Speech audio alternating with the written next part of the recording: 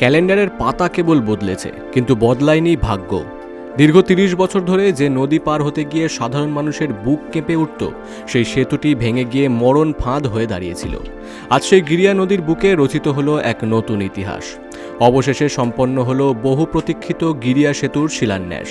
আলিপুরদুয়ার ১ নম্বর ব্লকের পূর্ব কাঁঠালবাড়ি গ্রাম পঞ্চায়েতের পশ্চিম কাঁঠালবাড়ি গ্রামে গিরিয়া নদীর উপরের সেতুটি ছিল যেন এক জীবন্ত বিভীষিকা। পণ্যবাহী ট্রাক হোক কিংবা স্কুল পড়ুয়াদের সাইকেল, এই জরাজীর্ণ সেতুর উপর দিয়ে যাতায়াত ছিল অনেকটা দুর্ঘটনার সাথে পাঞ্জা লড়ার মতো। আলিপুরদুয়ার ও কোচবিহার জেলার সংযোগকারী এই ধমনীটি অচল হয়ে পড়ায় থমকে গিয়েছিল দুই জেলার অর্থনৈতিক গতি। রবিবার দিনটি ছিল গ্রামবাসীদের কাছে বিজয়া বা ঈদের মতোই আনন্দের। নারকেল ফাটিয়ে ফিতে কেটে সেতুর ভিত্তিপ্রস্তর স্থাপন করা হয়। জেলা পরিষদের সভাধিপতি স্নিগ্ধা শৈব, সহসভাপতি মনোরঞ্জন দে এবং স্থানীয় জনপ্রতিনিধিদের উপস্থিতিতে সূচিত হলো এক নতুন দিগন্ত। আমাদের মাননীয় মুখ্যমন্ত্রীর অনুপ্রেরণায় আমরা জেলা পরিষদের পক্ষ থেকে আজকে শিলান্যাস হয়ে গেল এই ব্রিজটা খুব গুরুত্বপূর্ণ ব্রিজ। দুই ডিস্ট্রিক্টের মানুষ এই ব্রিজের উপর দিয়ে চলাফেরা করে, আর এই এলাকার মানুষ খুবই খুশি। কিন্তু আমি একটু বলবো আরো বেশি করে খুশি হবে, সামনে ইলেকশন আসছে তো কিছু লোক মিথ্যা প্রতিশ্রুতি নিয়ে আসবে, তাদের অসুবিধা হবে দামি দামি গাড়ি চলার ক্ষেত্রে। তা সেক্ষেত্রে ওদের জন্য একটু তাড়াতাড়ি যেন ব্রিজটা করে দেওয়া যায়, কারণ মিথ্যা প্রতিশ্রুতি দিয়ে কাঁঠালবাড়ির লোককে বারবার ভুল বুঝাতে আসতে হবে, তো তার জন্য একটু আমরা তাড়াতাড়ি করবো এই ব্রিজটাকে, একটু তাড়াতাড়ি করে দিতে হবে।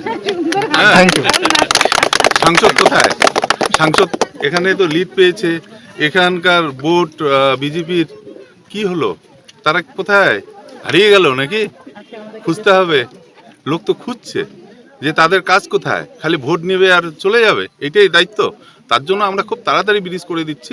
তারা মিথ্যা প্রতিশ্রুতি দিতে আবার আসছেন এই ২৬-এ, তার জন্য আমরা চেষ্টা করব তাড়াতাড়ি যেন ওদের দামি দামি গাড়িগুলি এটা দিয়ে চলাফেরা করে এই এলাকার মানুষকে ঠকাতে পারে, মিথ্যা প্রতিশ্রুতি দিতে পারে। ৩০ বছর ধরে যারা বর্ষার দিনে প্রাণ হাতে করে নদী পার করতেন, তাদের দীর্ঘ লড়াই, বারবার আবেদন আর সীমাহীন ভোগান্তির যেন অবসান হতে চলেছে। দেখুন, আমরা ৬-৭ বছর যাবৎ এই ব্রিজের জন্য আন্দোলন করেছি। আজকে ব্রিজের শিলান্যাস হলো, আমি খুশি।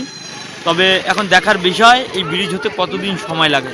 ব্রিজ হোক এবং এই এলাকা কোচবিহার এলাকা সবাই আমরা যাতে স্বাভাবিকভাবে এই রাস্তা দিয়ে যাতায়াত করতে পারি, এবং বিশেষ করে ছাত্রছাত্রী এবং রুগী তারা যাতে সঠিক সময়ে সঠিক জায়গায় পৌঁছতে পারে, এই ব্যাপার।